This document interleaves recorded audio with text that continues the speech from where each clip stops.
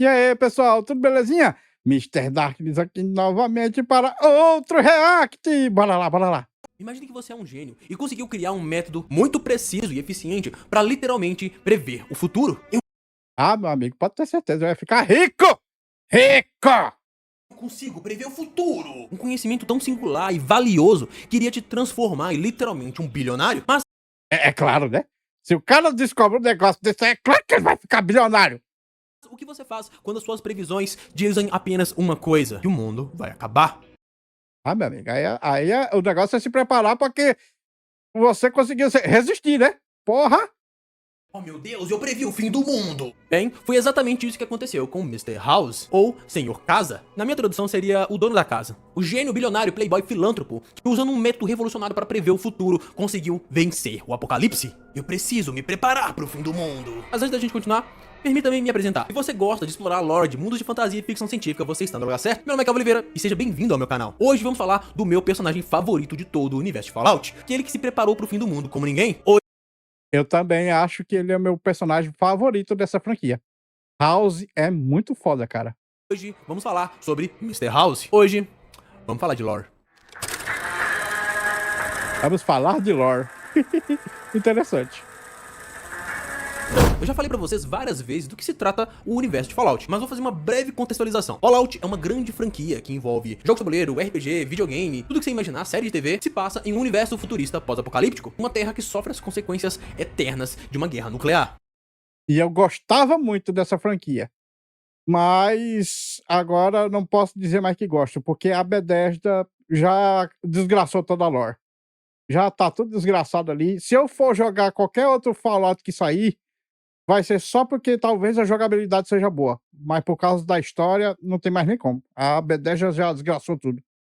Mas como quase todo mundo de ficção científica, existem megacorporações, como a Vault-Tec, que é a principal corporação do universo de Fallout. Inclusive, meu vídeo anterior foi sobre ela. Mas hoje eu quero falar de uma outra megacorporação, a Robico Industries, a corporação de Robert House, ou melhor, Mr. House. Em português ficaria como o Senhor Casa, mas na minha tradução seria o dono da casa. Mais pra frente vocês vão entender o porquê. E como começar uma história, se não pelo começo? Então pra gente contar a história de Robert House, vamos voltar no tempo, pro ano de 2020. Robert House nasceu em 25 de junho de 2020, na cidade de Las Vegas, Nevada, cidade também onde ele cresceu, mas ainda muito pequeno, por volta ali dos 2 anos de idade, ainda uma criancinha, ele acabou ficando órfão. Seus pais sofreram um grave acidente veicular e foram atingidos por um raio. Robert House era para crescer tendo uma boa condição financeira, já que seus pais tinham uma boa condição financeira, mas seu meio-irmão Anthony fraudou vários documentos e acabou pegando toda a herança para si. Mas Mas rapaz, que irmão filho da puta, viu, bicho? House se destacava por sua inteligência desde muito novo, e mesmo sem dinheiro, ele acabou conseguindo entrar na universidade, o Instituto de Tecnologia Comunitário, uma das universidades tecnológicas mais avançadas do mundo. A Commonwealth, né? Eles desenvolviam tecnologias tão à frente de seu tempo que eles conseguiram passar praticamente intocados durante a Grande É, a Commonwealth. Guerra, possuindo uma grande cidade no subterrâneo, acessível apenas através de teletransporte. Mas não vou entrar muito em detalhe não, se vocês quiserem, depois eu faço um vídeo falando só do Instituto. E pouco tempo depois, em 2042, tendo apenas 22 anos de idade, ele fundou a sua corporação, a Robico Industries, ou Indústrias Robico, uma companhia focada e especializada em desenvolver tecnologia de ponta e coisas completamente à frente de seu tempo. Sob a liderança de Robert House, seu fundador, a companhia se tornou uma das marcas mais lucrativas de todo o planeta, focando seus esforços em robótica, computação e software. Seus produtos e tecnologias eram tão inovadores que com pouco tempo estavam em praticamente todas as casas norte-americanas e até fora do país. Isso rendeu a Robert House o título de gênio dos negócios, assim como o empresário mais excêntrico de todo o país. E com 30 anos de idade, com sua empresa tendo apenas 8 anos de existência, ele já possuía uma fortuna estimada em 30 bilhões de dólares. Rapaz, o cara era muito foda, viu, bicho? Com o acúmulo de poder e riqueza, ele começou a estender as suas mãos em outros negócios e a comprar outras companhias de outras áreas. Algumas dessas companhias eram a Rabicon Aerospace, uma companhia especializada na construção e desenvolvimento de tecnologias de foguetes, tanto aéreos como espaciais, assim como fontes alternativas de combustível. Lembrando que no universo de Fallout, o combustível padrão não é o petróleo, tá galera? É o urânio. A maioria das coisas aqui são energizadas pelo poder nuclear. O seu negócio de estimação, entre aspas, que era o Cassino e Hotel Luck 38, ou Tortudo 38, que era praticamente um marco na arquitetura de Las Vegas, uma torre gigantesca, cheia de luzes em seu topo, um marco visível a quilômetros de distância, que ali era Las Vegas, a cidade do pecado dos jogos. E por último, a companhia de ferramentas H&H, uma companhia que ele deveria ter herdado de seus pais, mas foi usurpada por seu irmão. Mas talvez o elemento mais interessante sobre a história de Mr. House seja o seu hobby peculiar, usando Cara, esse meio-irmão dele aí ficou paranoico, cara. Tem uns documentos ali naquela indústria ali, aquela H&H, que mostra a paranoia dele, velho. O negócio ficou feio pra caramba, velho. Sua vasta rede de computadores com um poder computacional imenso, Mr. House gastava boa parte do seu tempo desenvolvendo, escrevendo e rodando um algoritmo matemático que tinha a capacidade de prever grandes movimentos geopolíticos, como também alguns movimentos socioeconômicos, conflitos armados, grandes alianças e principalmente guerras. E em 2065, todos seus algoritmos diziam apenas uma coisa, não importava o tanto ele tentasse mudar as variáveis, tudo indicava apenas um caminho para a humanidade, que ela seria extinta por uma guerra nuclear nos próximos 50 anos. E não havia nada que ele pudesse fazer para impedir. E suas projeções foram praticamente confirmadas quando ele foi convidado para uma reunião secreta na base da Vault-Tec. Essa reunião aí é fanfic. É fanfic da Bethesda. E é fanfic, cara. Não tem nada a ver isso aí.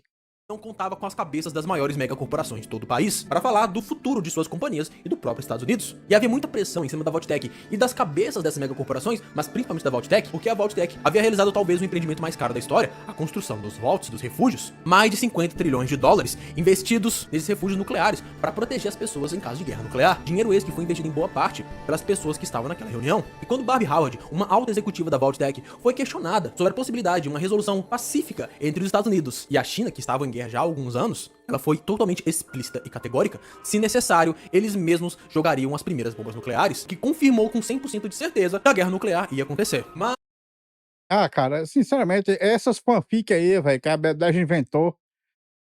Cara, é por isso que eu digo, cara, a franquia Fallout eu adorava, cara, mas a Bethesda já fudeu a lore todinha, já era. Mr. House, o dono da casa, não estava disposto a simplesmente abrir mão do projeto de toda a sua vida, a sua cidade, o seu cassino, os seus empreendimentos bilionários. Então ele dedicou os próximos anos de sua vida a apenas um propósito: proteger a si e a sua cidade do apocalipse. Usando o vasto poder computacional de toda a sua rede de computadores e algoritmos computacionais extremamente avançados, ele se preparou para que no fatídico dia da Grande Guerra, ele fosse capaz de identificar e prever as trajetórias dos mísseis que iriam acertar Las Vegas e a represa de Hoover, já que caso a represa fosse destruída, iria inundar Las Vegas, assim como também algumas áreas ao redor. Com esses dados em mãos, ele transmitiria sinais que iriam desarmar e neutralizar esses mísseis em pleno ar. E os poucos que ele não conseguisse neutralizar, invadindo seus sistemas, torretas posicionadas nos telhados de seus cassinos dariam conta de alvejar e destruir os restantes antes de atingirem o solo, atirando neles em pleno ar. Mas do que adiantaria proteger sua cidade, seu império e seu próprio corpo? É mortal e inevitavelmente iria se deteriorar. Bem, ele tomou decisões drásticas para se prevenir disso. Ele colocou seu corpo em uma complexa e extremamente avançada cápsula de suporte à vida. Cara, esse negócio aí foi a melhor ideia que ele teve, cara. Rapaz, se eu tivesse uma mente brilhante assim, eu acho que eu faria a mesma coisa. Por um lado, iria atender todas as suas necessidades fisiológicas, e por outro lado, iria conectar seu cérebro a uma interface que lhe daria controle de todos os sistemas e robôs de sua cidade. Mas uma coisinha, era essencial para o seu plano funcionar de maneira excepcional: um chip de platina. Rapaz, esse chip aí sacaneou House, viu, bicho? Esse chip sacaneou House de um jeito que, nossa senhora, cara. Esse chip continha um sistema operacional extremamente avançado que iria melhorar e tornar mais eficiente todos os sistemas de Las Vegas, principalmente dos Securitrons, seus robôs de segurança, como também do sistema de defesa de canhões laser antiaéreos. O chip de platina era completamente vital para o plano de House de proteger a cidade, mas por um mero erro de cálculo, ele só ficou pronto na noite de 22 de outubro de 2077. O apocalipse nuclear iria acontecer na manhã seguinte, e quando os mísseis caíram, já era tarde demais. Com os mísseis começando a ser disparados, Mr. House precisava se virar com o que ele tinha. Mano, olha esse negócio, cara. O chip foi atrasado por causa de um dia, cara. Um dia. Um dia. Se ele tivesse recebido o chip um dia antes, aí não ia ter história. Então os caras tiveram que sacanear ele. Um sistema operacional defasado e bem inferior, ele sozinho e manualmente precisou controlar os sistemas de defesa da cidade, lidando com sobrecargas, panes e crashes contínuos. No fim, ele conseguiu impedir a maior parte dos mísseis que iria cair na cidade e na represa, mesmo deixando um ou outro passar. Mas Parece que deixou passar 9 ogivas. Tipo, o cara protegeu o negócio aí contra mais de 60 ogivas. Só deixou passar 9. A sobrecarga em seu corpo, a sobrecarga neural em seu cérebro, acabou deixando ele em coma durante várias décadas. E quando ele finalmente despertou de seu coma, sua cidade, seu cassino e os arredores haviam sido tomados pelo tempo. E décadas depois, em 2138, ele finalmente conseguiu acordar. Nesse ponto, alguns refúgios nucleares, assim como alguns sobreviventes da superfície, já começavam a se organizar em pequenas comunidades e tribos. Mas Mr. House, ao invés de se revelar, decidiu se manter anônimo. Mas ele se sentiu forçado a finalmente entrar em ação em 2274, quando seus Securitrons detectaram batedores da NCR, a Nova República da Califórnia, chegando na represa de Hoover. Foi nesse ponto que ele entrou em contato com algumas tribos de saqueadores que viviam nas ruínas de Las Vegas, e meio que contratou eles para começar a reconstruir a sua cidade, seguindo exatamente as suas instruções. Com a nova Las Vegas reconstruída, foi estabelecida a Zona de Livre Comércio de New Vegas, ou da Nova Vegas, que Mr. House se denominava presidente, CEO e proprietário. É nesse período também que ele estabelece um tratado de paz, o Tratado de New Vegas, com a NCR. A NCR estava em uma campanha de anexar o máximo possível de territórios, algo que não era nem um pouco interessante para Mr. House. Então ele estabeleceu um tratado de cooperação entre Mr. House e a NCR. Mr. House iria permitir e facilitar que a NCR usasse o aeroporto de Las Vegas como quartel-general. Em troca, a NCR deixaria Las Vegas, New Vegas agora, território neutro. Só que é mentira. Eles estão permitindo que House fique ali, porque senão eles iam ter um prejuízo grande. Mas a intenção deles é matar House. Por sorte, ele não é burro. Não iria anexar aos seus territórios. As tribos saqueadoras que foram contratadas por Mr. House para reconstruir Las Vegas, eventualmente acabaram se tornando famílias. Cada família ficou responsável por cuidar e administrar um dos grandiosos cassinos de New Vegas. São elas os Sherman, que ficaram com o hotel e cassino The Tops. A família dos Omertas ficou responsável por administrar e cuidar do hotel e cassino Gomorra, um cassino conhecido não só pelas suas apostas e pelos seus jogos, mas também pelas suas prostitutas. E por último, a terceira família, a família conhecida como a Sociedade dos Luvas Brancas, pelo luxuoso cassino Ultra Luxe. Alguns dizem que os membros da Sociedade dos Luvas Brancas, antes de se tornarem uma família da alta classe de Las Vegas, de New Vegas, eram canibais. Ah, eu confirmo. Alguns deles ainda são. E só abandonaram essa prática por obrigação contratual com Mr. House, mas ninguém sabe o que eles fazem em seus porões. As tribos saqueadoras que não se tornaram as três famílias acabaram meio que ficando de escanteio, cada uma teve um destino diferente. Uma dessas tribos acabou se tornando a família dos Reis. Eles têm basicamente aquele estilo clássico da juventude rebelde dos anos 60 e 70. E uma informação interessante é que enquanto Mr. House estava em coma e em seguida ficou no anonimato, tinha ascendido uma grandiosa tribo de saqueadores, os Grandes Khans. Os Grandes Khans tinham basicamente um império de venda de drogas e remédios ali em Las Vegas, na região de Las Vegas. Mas, quando Mr. House ofereceu a algumas tribos um pouco menores mais benefícios como munição, remédio e os lucros de seus cassinos, eles se voltaram contra os Grandes Khans, derrotaram eles e obrigou os Grandes Khans a se retirarem do território de Las Vegas. Em 2281, a New Vegas de Robert House já era praticamente uma potência naquela região. O negócio ficou legal, viu? Os tratados com facções locais como a NCR se mostraram extremamente lucrativos, e os constantes conflitos entre a NCR e algumas facções mais hostis, como a Legião de César, permitiu que ele aos poucos expandisse os seus domínios. Tudo isso, em todo esse tempo, Mr. House fez dentro de sua cápsula de suporte à vida, que eu falei lá atrás, e ficava em uma central de controle no subsolo de seu cassino, o Lucky 38, ou Sortudo 38. De lá ele tinha acesso a todos os dispositivos e sistemas de vigilância, assim como ele podia controlar todos os robôs de New Vegas, pelo menos os que estavam conectados em seu mainframe. Outra coisa que aconteceu nesse período que vale a pena citar é sobre o Vault 21, ou Refúgio 21. Eu já falei algumas vezes que os Vaults eram refúgios nucleares construídos no subsolo para proteger a população. Eles eram numerados de 0 até 122, tem alguns sem numeração, mas vamos considerar 122. Cada um deles tinha um experimento bizarro e tinha um Vault construído em New Vegas, ou melhor, em Las Vegas. E ele era um dos poucos Vaults que, de certa forma, realmente iriam preservar a... Mano, até o número da Vault é em relação a cassino, cara. É 21. É Blackjack.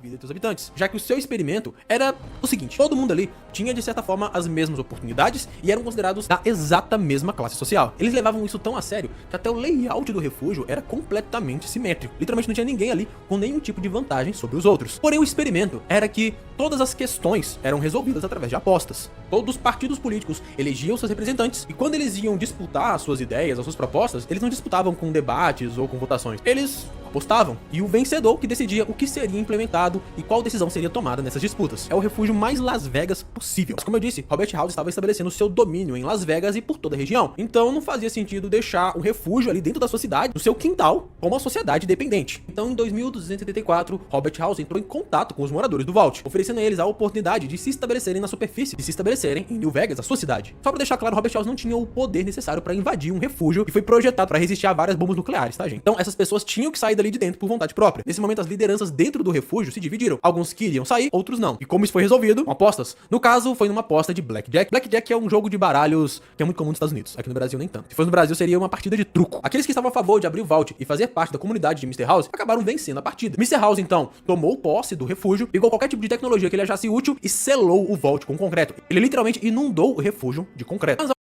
Lembrando que ele selou a maior parte do refúgio de concreto, porque esse refúgio miserável tinha túnel que levava lá para o cassino Lucky 38, o cassino de House. Os caras tinham acesso a chegar lá, cara, via túnel. Então ele teve que selar tudo. Ele não podia deixar um perigo desse lá, né? Alguns residentes desse vault acabaram conseguindo negociar com o Mr. House para deixar algumas estruturas, alguns andares mais próximos da superfície, sem serem selados como uma espécie de museu ou uma lembrança. Assim, os hóspedes que se hospedavam nos hotéis de New Vegas tinham mais uma atração para eles irem ver, o antigo vault. Lembrando, pessoal, que para mim é muito importante que vocês curtam o vídeo e se inscrevam no canal, porque é só a partir do engajamento e do crescimento do canal é que eu consigo trazer mais vídeos e vídeos melhores. E se você quiser dar uma força, tem uma forma de ajudar o canal que você não vai gastar nada mais do que você já gastaria normalmente nas suas compras. Porque se você usar o meu link, que eu vou deixar na descrição desse vídeo, para fazer as suas compras na Amazon, um pedacinho do valor que você já gastaria vai vir pro canal. Você não vai pagar nada mais, mas um pedacinho vem pra ajudar aqui a gente. Aí em todo vídeo eu gosto de mostrar alguma compra recente que vocês fizeram. E eu queria mostrar esse fone aqui que um inscrito comprou. É esse fone aqui, LP40 Pro Think Plus original, que é um fone com baixa latência em jogos e True Wireless. Parece um fone bem legal, hein? Não conheço a marca, não conheço o fone, mas eu compraria pra mim. Então se você quiser dar essa força, só ir no link da bio. Eu acho que esse cara aí, na hora de editar o vídeo, sem querer, ele cometeu algum erro e deixou outro vídeo rolando, ou sei lá. Mas eu tô escutando sobreposição de áudio, como se tivesse 2 vídeos rodando ao mesmo tempo. E vamos voltar pro vídeo? Mas mesmo depois de transformar uma cidade decadente pós-apocalíptica em uma verdadeira potência em toda uma região do estado de Nevada, Mr. House ainda mantinha uma prioridade como número 1, recuperar seu chip de platina, perdido há mais de 200 anos. Para isso ele gastou milhões de caps, contratando diversos times de saqueadores, de exploradores, todos para tentarem eventualmente achar finalmente o seu chip de platina. Todo esse esforço e gasto acabou dando resultados, já que em 2281 seu chip foi finalmente encontrado na cidade de Sunnyvale, 204 anos depois do apocalipse. Eu não sabia exatamente, eu fui pesquisar no Google Maps, a distância de Sunnyvale pra Las Vegas é quase 800 quilômetros. Rapaz, rapaz, o homem gastou dinheiro pra descobrir a porra desse chip, viu, bicho? O homem gastou dinheiro, velho. Nossa senhora. Como eu disse algumas vezes, o chip de platina era essencial para os planos de Mr. House a médio e longo prazo. Sendo assim, ele contrata a Mojave Express. A Mojave Express é uma companhia de entregadores de transportes que está sediada no The Hub, ou o centro. Uma breve contextualização. O The Hub é o maior centro comercial de todo os Estados Unidos pós-guerra nuclear. Eles foram os responsáveis, inclusive, por introduzir as tampas de garrafa como moeda principal, já que eles lastreiam as tampas de garrafa em água. E House arquitetou uma grande...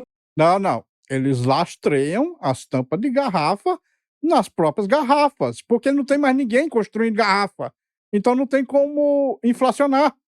As tampas de garrafas são limitadas. E ainda tem aquelas pessoas que pegam as tampinhas de garrafa e colocam para fazer bomba. Então, tipo, o negócio, em vez de inflacionar, tá sempre deflacionando. Operação para garantir o máximo de segurança e maximizar as chances do chip de platina chegar em segurança até ele. Para começar, ele contratou vários entregadores ao mesmo tempo. Cada um deles iria chegar em Las Vegas por uma rota diferente. Porém, apenas um estaria carregando o chip de platina de verdade. Todos os outros estariam carregando itens aleatórios, lixo. Como também, ele pagou mercenários para limparem o caminho para esses entregadores. Porém, o entregador número 6, que em Fallout New Vegas é o nosso personagem, acaba sendo interceptado pelo líder dos Chairmen, Penny. Penny havia sido informado sobre o chip, sua importância e sobre as rotas dos entregadores por um Securitron modificado, Yesman, ou sim senhor. O objetivo de Benny era tomar controle da Strip. Strip é aquele distrito ali de Las Vegas que tem os grandes cassinos e que Mr. House é o soberano. Ele queria tomar aquilo ali e se tornar independente das maquinações e do controle de Mr. House. Esse filho da puta aí, ele queria tomar New Vegas, cara. Esse filho da puta aí descobriu sobre o chip de platina e queria usar o tal chip pra tomar o controle de New Vegas pra ele. Ele queria ser o imperador lá. You've made your last delivery, kid. Sorry you got twisted up in this scene. From where you're kneeling must seem like an 18-carat run of bad luck. Truth is, the game was rigged from the start. Mas não demorou muito para que Robert House soubesse que seu chip havia sido roubado, já que há muito tempo atrás ele havia espalhado por todo o Hermos e nas regiões ao redor de Las Vegas vários Securitrons semi-independentes. Eram Securitrons que tinham personalidades diferenciadas e que agiam de forma quase autônoma. Um desses Securitrons era Victor, que tinha uma personalidade meio cowboy assim, ele ficava ali por Good Springs, exatamente no lugar que o entregador número 6 foi interceptado. E ao tomar esse conhecimento, Victor voltou pra Mr. House e o informou. Mr. House, no começo, teve uma certa dificuldade de aceitar isso, porque Benny era sua mão direita, ele era responsável por realizar várias tarefas de alta confiança. Ainda assim, Mr. House tinha que fingir que não sabia de sua traição, até o momento que ele tivesse alguém pra agir por ele. E é por isso que quando Mr. House tomou conhecimento que o entregador número 6, o entregador responsável por trazer o seu chip, foi assaltado e tomou um tiro na cabeça de Benny e sobreviveu, Mr. House começa a maquinar um plano para direcionar a vingança do entregador pra Benny. Isso possibilitaria que ele recuperasse seu chip de platina. Agora vocês sabem a história de Mr. House até a introdução dele no universo de Fallout New Vegas. Daí em diante, é só questões de lore de gameplay. Pode mudar bastante dependendo das suas decisões como jogador. Inclusive, esse é um dos motivos que eu tenho um pouco de pé atrás do que eles vão fazer na segunda temporada da série. Porque assim, a primeira temporada... Eu já nem sequer pé atrás não tenho, cara. Eu já sei que vão fazer merda. Eles já fizeram merda na primeira temporada, cara. Eles insultaram todo fã de Fallout New Vegas. Insultaram. A maneira como eles fizeram a NCR é claramente para insultar todos os fãs de New Vegas.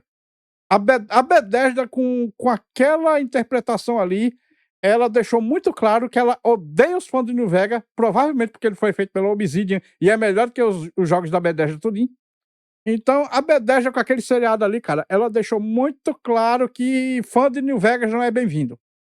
Temporada era numa localização que não teve jogo antes e eles basicamente criaram coisas novas. Mas agora eles estão indo pra New Vegas, né?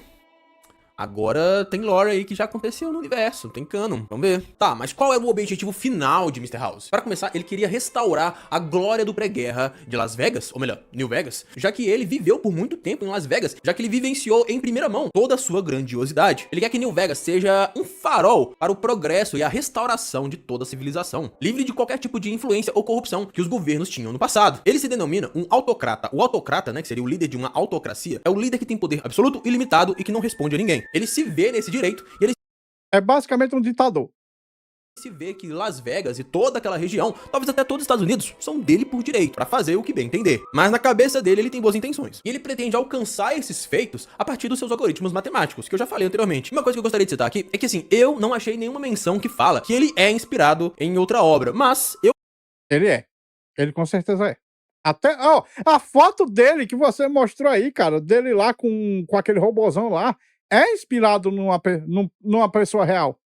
Eu já li alguns livros da saga Fundação. Se você não conhece, Fundação é uma série de livros que é considerado meio que a obra-prima de Isaac Asimov. Se você não conhece Isaac Asimov, ele é considerado um gênio da ficção científica. E Fundação se passa num futuro bem distante. Eu tô falando aí dezenas de milhares de anos no futuro. E nesse universo existe o grande império da humanidade. Não confundir com esse império da humanidade. E lá existia um matemático, um professor, que ele tinha desenvolvido a psicohistória. A psicohistória é uma ciência que mistura matemática, psicologia, sociologia, antropologia, história, que, mais ou menos como os algoritmos de Mr. House, eram capazes de prever grandes movimentos sociais e socioeconômicos. Nessa história, Harry Seldon consegue prever a queda do Império Galáctico. E quando levado a depor perante o Imperador, porque, bem, ele estava pregando a queda do Império, o que era quase uma blasfêmia, ele fala que ele tinha a solução. Qual a solução que ele fala? Eu acho muito legal. O Império ia cair de qualquer jeito. E quando o Império caísse, a humanidade iria entrar em uma era de trevas que poderia durar de 10 a 30 mil anos. As perdas seriam devastadoras para toda a espécie humana. Mas se seguisse o seu plano de maneira bem corretinha, essa era de trevas ainda ia existir. Só que ao invés de 30 mil anos, ia demorar só 1000 anos. E uma coisa legal é que Harry Seldon é um humano normal. Só que ele previu com tanta precisão os grandes acontecimentos que ele deixou gravações que seriam tocadas automaticamente em certos períodos de tempo. É muito legal porque quando uma comunidade tá perto de entrar em guerra com outra, eles ficam esperando. Ah, meu Deus, tá tendo uma crise. Harry Seldon deve ter deixado uma mensagem.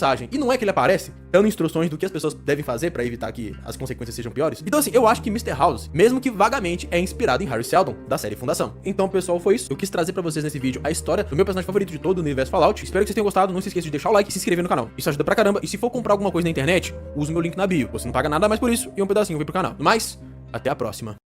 Pô, pior que eu já vi House num vídeo em inglês, porque eu sei inglês. E lá dizia o personagem que ele foi baseado, só que eu não sei decorado. Mas o House foi baseado numa pessoa de verdade, que existiu mesmo, que é bem parecida com ele. E não só Mr. House foi baseado nele, como o vilão lá de BioShock também foi baseado nessa mesma pessoa. É incrível. Bom, pessoal, esse vídeo fica por aqui. Muito obrigado por terem assistido até o fim. Não se esqueçam de deixar o like, se inscrever no canal e comentar com suas opiniões. Considerem também ativar o sininho para serem notificados das lives e vídeos. Meu nome é Mr. Zaknis, um grande abraço por trás com muito carinho e até a próxima. Fui!